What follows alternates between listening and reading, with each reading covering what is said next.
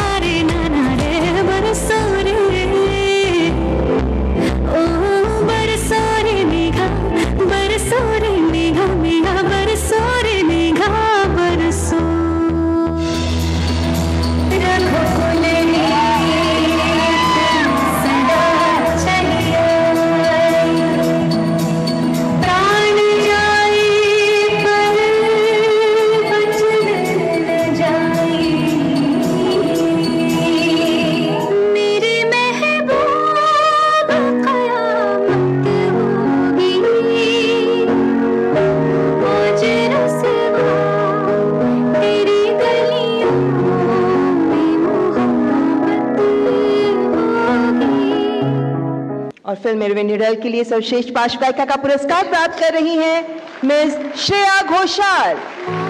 आपको रजत कमल पुरस्कार से सम्मानित किया जा रहा है।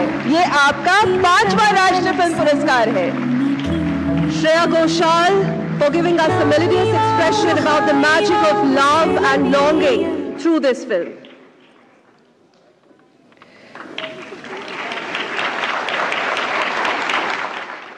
तो आइए करते हैं मुलाकात श्रेया घोषाल से। श्रेया, बहुत बहुत स्वागत है आपका हमारे कार्यक्रम में।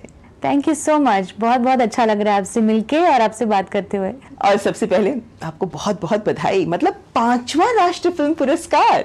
क्या एहसास होता है सोचकर कि ये एक ऐसा पुरस्कार है जिसे बहुत इम्पोर्टेंट माना जाता है, और आप तो 5वीं बारी से अपने नाम कर रही हैं। जी बिल्कुल, मैं बहुत अपने आप को लकी मानती हूँ, ब्लेस्ड मानती हूँ कि ये पुरस्कार जब अनाउंस होता है ना, आप प्रिपेयर्ड नहीं होते हो। वो ऐसे वक्त पे सडनली न्यूज़ आती है और वो अगर नाम दिख जाए तो मतलब रोंगटे खड़े हो जाते हैं, और वो जो खुशी का और ग्रैटिट्यूड क्या कहते हैं, मतलब उसी की फीलिंग होती है। मतलब you are not prepared for something like this. तो इस बार जब अनाउंस हुआ तो मैं बहुत ही खुश थी और बहुत मतलब I feel honoured to be here. और जब आप ऐसे बहुत खुशी का एहसास होता है आपको, तो क्या शब्द है जो गुनगुनाने का मन करता है आपके मन का? भगवान जी को बस थैंक यू कहती हूँ मैं, और उसमें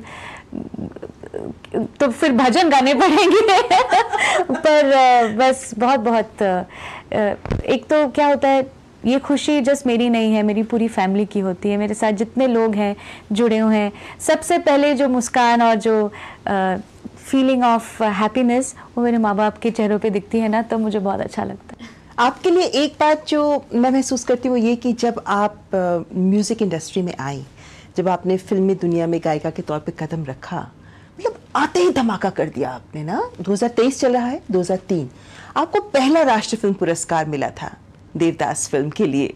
बहुत महत्वपूर्ण होगा ना वो पुरस्कार, और वो गीत जिसके लिए आपको पुरस्कार मिला था, कुछ यादें हैं उस वक्त की? जी, मेरी पहली फिल्म देवदास थी, और देवदास मेरे इस जीवन में बहुत मेरे यंग एज में आई थी। बिल्कुल, मेरा डेब्यू फिल्म, मेरा डेब्यू सॉन्ग्स, और वो भी इतनी बड़ी फिल्म। सब कुछ बहुत ज़्यादा नया और बहुत ओवरवेलमिंग था, और मैं इतनी शायद समझदार नहीं थी उस वक्त कि मुझे पता भी नहीं था कि मैं क्या कर रही हूँ और मैं किस जगत में आई हूँ। सपने बुनना शुरू भी नहीं किया था उसके पहले ये सब हो रहा था मेरे साथ। You were just a teenager. I was 16 years old when I started singing. मैंने देवदास का पहला गाना मैंने गाया जब मैं 16 साल की थी, और 2002 में फिल्म रिलीज हुई थी जो तब मैं 18 हो गई थी। So I was too young to know कि मैं जैसे बैरी पिया जिस गाने के लिए मुझे ये पुरस्कार मिला था, ये गाया भी मैंने ऐसे वक्त पे था जब संजय लीला भंसाली जी जो डायरेक्टर हैं, जिन्होंने मुझे इस जगत में लाए, फिल्मों के म्यूज़िक की जगत में, उन्होंने मुझे इतना कोई हिंट भी नहीं दिया था कि ये गाना अब रिकॉर्ड करना है। वो ऐसे ही मैं स्टूडियो में गई थी to get acquainted with the musicians and just the atmosphere so that ये ओवरवेलमिंग ना लगे मेरे लिए। तो उन्होंने कहा जस्ट तू जाके ट्राई कर गाना माइक पे। तो यूं ही गाना शुरू किया, और वहाँ से बेसिकली उन्होंने गाना टेक कर लिया था, वो रिहर्सल ही टेक था, तो सब कुछ बड़ा नया, बहुत बड़ा, बट सो उसमें कहाँ अपना सीखते सीखते कुछ करते करते गाना हो गया, फिर फिल्म में आ भी गया, फिर लोगों ने इतना अप्रिशिएट किया immediately, then awards happened and before I could realise कि ये क्या हो रहा है, इट हैड ऑलरेडी हैपेंड। तो मैंने कहा कि बिल्कुल धमाके की एंट्री हुई थी आपकी, धमाकेदार एंट्री, और ये बैरी पिया मेरा भी बहुत फेवरेट सॉन्ग है। आपसे रिक्वेस्ट जरूर करूंगी, थोड़ा गुनगुनाएंगे? Sure, of course. बैरी पिया बड़ा बेदर्दी इश्क हो, बैरी पिया बड़ा बेदर्दी, दिल का दर्द न जाने सौदाई, हर जाई जुल्मी राम दुआई, कैसे कहूँ हाय राम, दिल का दर्द न जाने न जाने न जाने न जाने जाने जाने हाय इश्क। हाय बहुत खूबसूरत, और आपकी आवाज़ ऐश्वर्या राय के चेहरे पर इतनी परफेक्ट बैठी थी कि वो गीत वाकई बहुत सुपर हिट हुआ। लेकिन चलिए अब आज के दौर की बात करना चाहूँगी, बीच का सफ़र भी पीछे। आज जो आपको राष्ट्रीय फिल्म पुरस्कार अब जो इस बार आपको मिला है, वो जिस फिल्म के लिए मिला, क्योंकि आप रीजनल भाषाओं में 20 से ज़्यादा भाषाओं में आप गाती हैं, मतलब कितनी सारी भाषाओं में गाना, मुझे एक आम व्यक्ति के तौर पर लगता है कैसे संभव होता होगा। लेकिन इस बार भी आपको रीजनल फिल्म के लिए जो गीत मिला, ये गीत आप मतलब इस भाषाओं में भी आप गाती रही हैं, you are familiar with it, क्या विशेषता इस गीत की? पहला तो ये गाना एक बहुत ही अलग तरह की फिल्म है, फिल्म ही बनी है, in itself is a unique film. पहली बार एक ऐसी फिल्म जो वन शॉट है, from top to end without any edit, it's one shot film. तो ये बहुत यूनिक एक कॉन्सेप्ट था, और ये गाना रिकॉर्ड हुआ है ड्यूरिंग पैंडेमिक। रहमान सर के लिए उनका गाना है, तो रहमान सर से कोई भी गाना जब होता है तो मैं लाइक अ फैन गर्ल ना, मैं उनकी फ़ैन हूँ। मैंने उनके साथ बहुत काम किया, लेकिन फिर भी मुझे पता नहीं क्या इतनी खुशी होती है whenever he calls me for any song. And उन्होंने ये गाना मुझे भेजा कि ये गाना गा के भेज दो, तब क्योंकि हम लोग रिमोटली काम कर रहे थे, मैं अपने घर से काम कर रही थी, रिकॉर्ड कर रही थी। और ये गाना उस वक्त रिकॉर्ड हुआ जब मेरा छोटा सा बेबी जस्ट हुआ था। सो ये उसको दूसरे रूम में सुला के अपने एक स्टूडियो स्पेस में जाके मैंने ये गाने रिकॉर्ड किए। और आई थिंक कहीं ना इस गाने में वो एक मासूमियत है, उसमें एक रोमांटिक गाना है, रोमांस पे ही है, प्यार इश्क की ही बात हो रही है। गाना तेलुगु में है, फिल्म तमिल है, पर उसमें इतनी मासूमियत है, तो somehow I felt very like a rebirth through this song, क्योंकि just I felt I'm in a new role as a mother. Life में एक बहुत बड़ा चेंज आया। फिर ये गाना भी इतना खूबसूरत, आप अगर सुनेंगे तो आप मतलब सच में you will feel that there is purity, there is divinity in the song. गाती हूँ। मायावा छायावा तेरा तीयवा तिमिराल समरानी की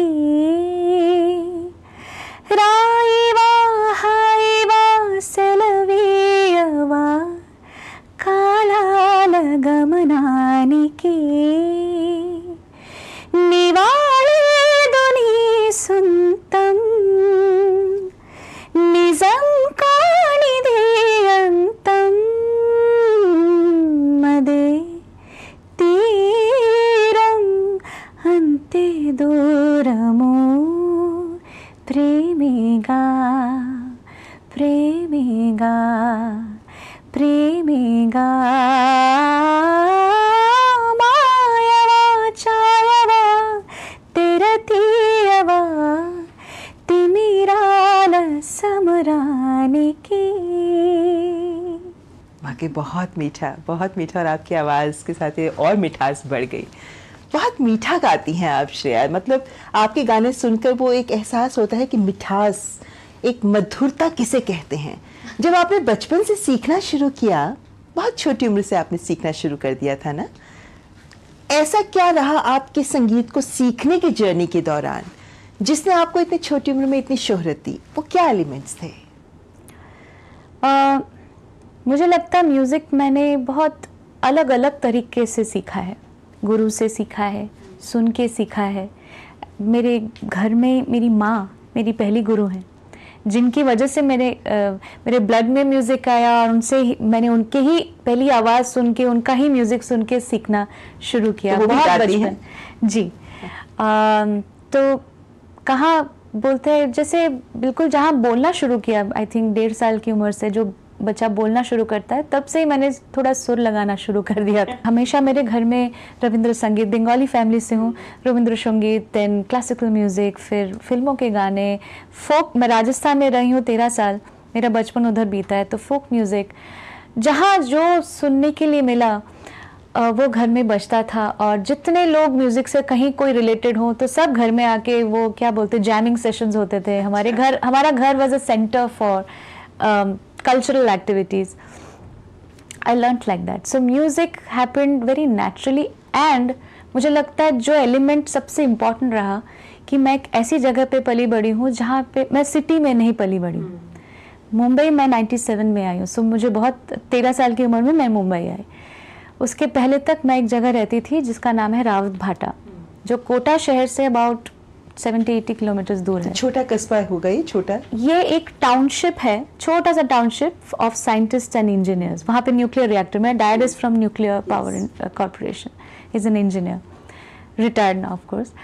पर वहाँ पे दूर दूर तक ना थिएटर्स ना रेस्टोरेंट्स, ओनली पीपल, नेचर, नदी, चंबल नदी के बैंक्स पे बड़ी हुई हूँ मैं, झरने, प्योर हवा। जिस मतलब रात को जब बत्ती बंद हो जाती थी, लाइट चली जाती थी काफ़ी बार, तब मैंने लिटरली जो इसको बोलता है आकाशगंगा, मिल्की वे देखा हुआ है। ऐसी जगह पे हमने म्यूज़िक सीखा जहाँ पे नेचर्स की मतलब पत्तों की आवाज़ तक सुनाई देती थी। क्या बात। तो आई थिंक ये मेरे जीवन का एक बहुत बड़ा हिस्सा है और मैं बहुत ग्रेटफुल हूँ कि मुझे ये बचपन मिला। मतलब वाकई हम कह सकते हैं कि जो बचपन के अनुभव होते हैं कहीं ना कहीं आधार देते हैं ना हमें, जिसके ऊपर हम एक मजबूत नींव खड़ी करते हैं। और आपने तो इसके ऊपर संगीत की इतनी बड़ी और मजबूत नींव खड़ी कर दी है कि आज देश भी आपको सलाम कर रहा है राष्ट्रीय फिल्म पुरस्कार के माध्यम से। श्रेया के साथ यहाँ बातचीत आगे भी जारी रखेंगे, लेकिन उससे पहले यहाँ वक्त एक छोटे से ब्रेक का। अब बने रहे हमारे साथ।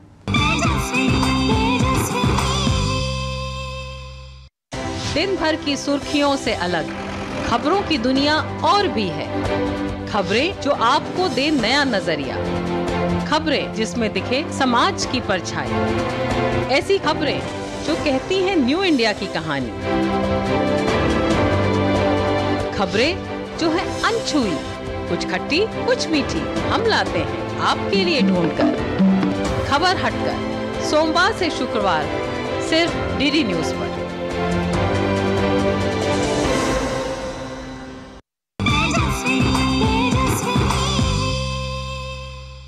ब्रेक के बाद आपका स्वागत। आप देख रहे हैं तेजस्विनी, जिसमें आज हमारे साथ है जानी मानी पार्श्व गायिका श्रेया घोषाल। श्रेया, आपने जो जर्नी अपनी तय की है, आपने बड़े बड़े फिल्मकारों के साथ काम किया है। ए.आर. रहमान की तो आपने बात ही की, लेकिन आपने ज्यादातर जो दिग्गज आज के दौर के संगीतकार माने जाते हैं, आपने उनके साथ काम किया है। ऐसा क्या है जो आपको क्लिक करवा देता है सबके साथ, और कौन आपके फेवरेट संगीतकार हैं जिनके साथ काम करते हुए आपको आनंद की अनुभूति होती है? हाँ मैं बहुत लकी हूँ इस मामले में। मुझे बहुत अच्छे अच्छे दिग्गज composers and new Qamar composers जो बहुत टैलेंटेड हैं, उनके साथ कहीं ना कहीं मेरा हो ही जाता है, कुछ गाना हो ही जाता है।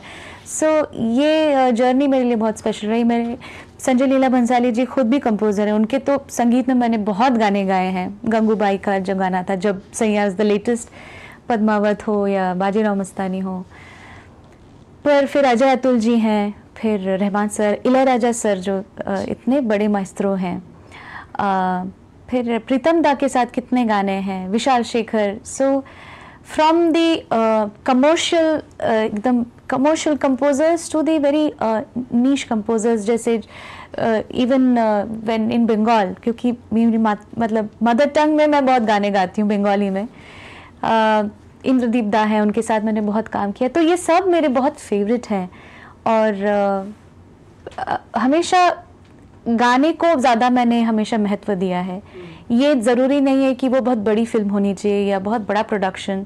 जब गाना मेरे सामने आता है, काफ़ी बार कोई नया कंपोज़र भी हो, तो वो गाने अगर सुंदर गाना है तो मैं उसको प्रायोरिटी देती हूँ। मैंने हमेशा ऐसे ही काम किया है और continue to do that. Okay, जब आप सारेगामा में आई, उस समय आप एक सितारा बनकर सामने चमकी। सुनीति चौहान और आपके लिए कहा जाता है कि आप लोग एक तरीके की उपज हैं इस तरीके के रियलिटी शोज़ की। उसके बाद एक ट्रेंड चल पड़ा और आज तो ये इतने तरह के शोज़ हो गए हैं जिसमें बच्चे आते हैं, परफॉर्म करते हैं, बहुत अच्छा परफॉर्म करते हैं, लेकिन उसके बाद वो गुम हो जाते हैं। आप जैसे वो कहते हैं ना, एक चकाचौंध वाली ज़िंदगी हर किसी को नहीं मिल पाती, वो मशहूर, वो शोहरत नहीं मिल पाती। क्या कारण देखते हैं आप इसके पीछे?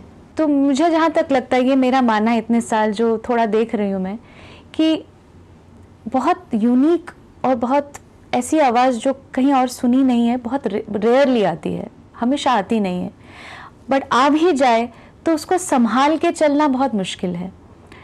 ये completely a matter of choice. So lot of factors play in role. और मुझे नहीं लगता है कि हर वो रियलिटी शो में से अगर कोई आया है तो उसको नेक्स्ट ईयर ही या नेक्स्ट 2 साल में ही वो परफेक्ट गाना मिल जाएगा। ऐसा एक एग्जाम्पल अरिजीत सिंह भी है, जो बहुत सालों पहले अपने रियलिटी शो में आए थे, बट उसके 10-15 साल बाद उनका पहला गाना आया। श्रेया जी, आप लिखती भी हैं? नहीं, मैं लिखती नहीं हूँ, बट मुझे अच्छे लेखक, अच्छे लिरिक्स का समझना, पढ़ना अच्छा लगता है। तो जो एल्बम आपने बनाई लॉकडाउन के दौरान ओह अच्छा, जी, वो तो एक वो ऐसे ही हो गया। एक्चुअली लॉकडाउन वो ऐसे ही हो गया और इतना अच्छा हो गया।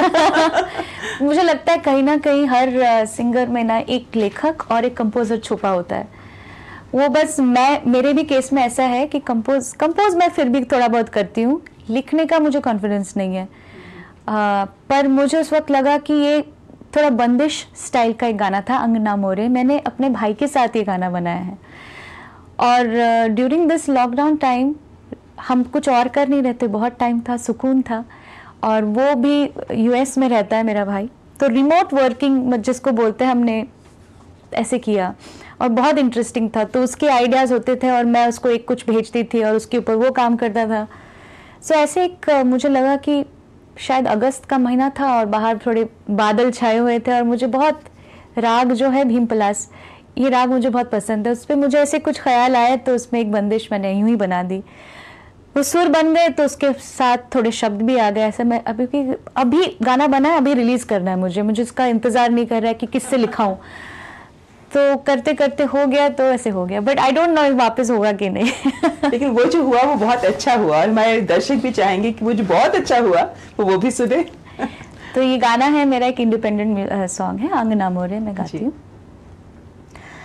आओ सजन अंगना मोरे, आओ सजन अंगना मोरे, दिन रैन तुमरी याद सताए, आओ सजन अंगना मोरे।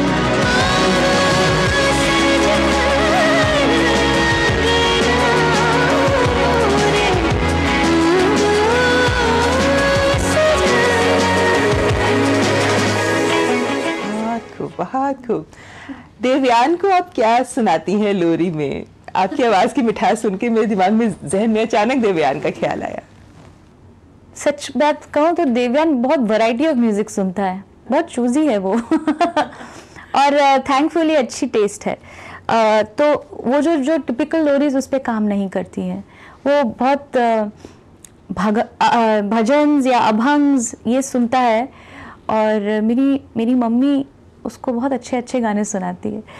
तो इनफैक्ट जब वो पहला एकदम न्यूबॉर्न स्टेज में हम जितेंद्र अभिषेकी जी के अभंग्स लगाते थे घर में, तो सब मराठी अभंग्स क्लासिकल बेस्ड, वो सुन के बहुत सुकून से सो जाता था। फिर उसके बाद अब थोड़ा उसका नानी तेरी मोरनी फेस चल रहा है, ये wheels on the bus go round and round चल रहा है लेकिन वो मैं जो गाती हूँ उसको बहुत ध्यान से सुनता है। तो मेरे पास अभी भी मतलब वो कुछ फोटोज या वीडियोस देखती हूँ, तो चाहे वो लग जा गले गा रही हूँ तो ऐसे मंत्रमुग्ध होके वो सुनता था।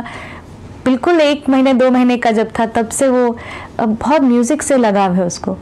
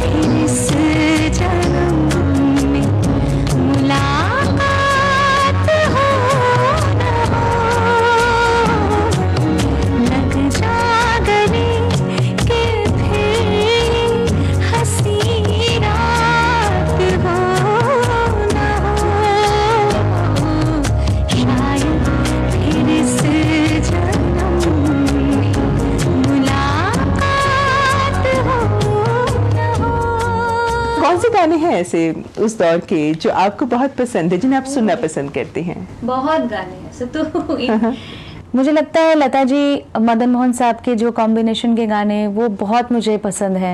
एस.डी. बर्मन साहब के साथ जो है मेरा सोल वहीं पे है। I listen to that music more than my own songs. So लग जा गले हो या आपकी नजरों ने समझा या क्या रे पिया तो से नैना लागे रे, जो भी आप बहुत अच्छे रस्में उल्फत निभाए तो निभाए कैसे, इतने कमाल के काम हो रहे हैं उस वक्त। आपकी वैसे मैं देखूं तो आपकी जिंदगी में इतनी सारी चीजें हैं जिनको मैं खोल कर बातें करती रह सकती हूँ, लेकिन एक सवाल जो मेरे जहन में आ रहा है वो ये कि आपने 2 दशक से ज्यादा का सफर एक औपचारिक गायिका के तौर पर प्रोफेशनली आपने तय किया है। रिश्ते भी नए बने हैं, अब आप एक मदर भी हैं। अगर पीछे मुड़ के देखती हैं तो जब आपने गाना शुरू किया 16 साल की उम्र में, तब से अब तक के सफर में श्रेया घोषाल एक व्यक्ति के तौर पर कितना बदली? शायद बिल्कुल नहीं बदली। मेरा एक्साइटमेंट टुवर्ड्स लाइफ तो सेम ही है।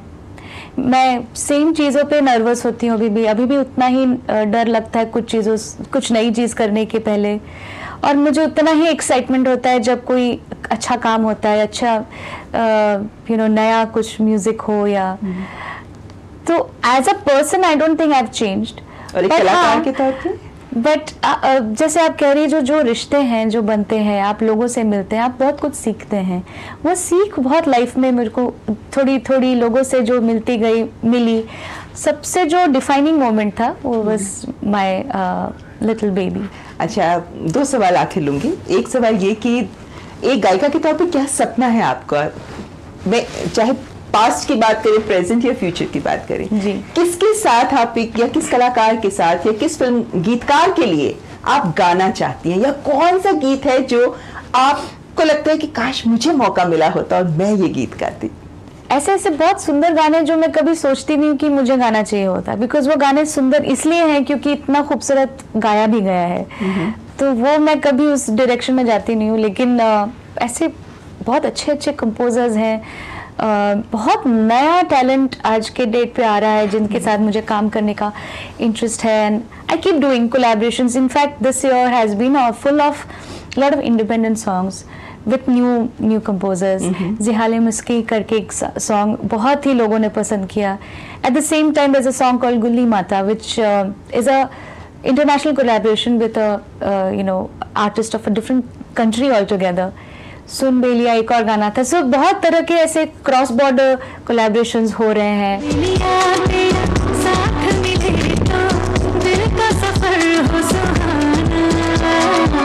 खुशियों भरा एक पल भी मिले उसे भूल से ना ठुकराना. हो यारा मान ले, हो यारा जान ले, लिखा है जो भी वो हमें मिल के रहेगा. दुनिया में अपना भी जादू चलेगा. और चलते चलते जब मैं हमेशा कहती हूँ कि हाँ, आप लोग आज इस मुकाम पर हैं, आपकी लोग आपको देखकर सीख रहे हैं, सपने भी देख रहे हैं कि काश हम भी श्रेया जैसे होते. ऐसे लोगों के लिए आप क्या कहना चाहेंगे जो संगीत की दुनिया में हैं, आपके जैसा बनना चाहते हैं? मैं यही कहूँगी कि आप अपने जैसा बनिए. बिकॉज सबकी एक जर्नी है, सबके अलग सपने हैं, और अगर आप संगीत में आगे बढ़ना चाहते हैं तो सबसे पहला तो I feel you should give your complete dedication to and surrender to the art form of music. Music really requires lot of सच्चाई, जिसको कहते हैं ना, बिल्कुल सच्चे दिल से उसको प्यार करना बहुत ज़रूरी है. ये नहीं सोचना है कि ये गाने से वो करने से क्या होगा, वो एंड रिजल्ट के लिए आप ना करें काम. म्यूज़िक को बहुत प्यार दीजिए, उसको अच्छे से गाइए और उस पर वर्क करिए, क्योंकि the learning never ends even for me. मतलब मैं हमेशा अपने गानों में त्रुटियां ही ढूंढती हूँ और मिलती भी हैं मुझे. यहाँ पे आप का धन्यवाद करना चाहूंगी, लेकिन ये भी चाहूंगी साथ में कि हमें किसी एक खूबसूरत गीत के साथ जो भी आप हमें सुनाना चाहें उसके साथ छोड़ते हुए जाएं. बेरंगे थे दिन, बेरंगी शामें आई है तुमसे रंगीनियाँ. फीके थे लम्हे जीने में सारे, आई है तुमसे नमकीनियाँ. बेरादा रास्तों के बन गए हो मंजिलें, मुश्किलें हल है तुम्हीं से या तुम ही हो मुश्किलें. तुम क्या मिले, तुम क्या मिले, हम ना रहे हम, तुम क्या मिले. हाँ ना श्रेया जी, मैं तो सारा दिन बैठ के इनकी बातें सुन सकती हूँ और गाना सुन सकती हूँ. बहुत मीठी आवाज़. बहुत बहुत शुक्रिया हमसे बात करने के लिए. It's my pleasure. Lovely talking to you. You're such a graceful human being. Thank you. Thank you. तो ये हमारे साथ श्रेया घोषाल. कैसा लगा आपको तेजस्विनी का ये अंक? हमें लिंक भेजिए. हमारा ईमेल आईडी tejaswini.ddnews@gmail.com. तो अगले हफ्ते फिर होगी मुलाकात, हाजिर होंगे एक और मेहमान के साथ. फिलहाल हमारी पूरी टीम को दीजिए इजाजत. नमस्कार.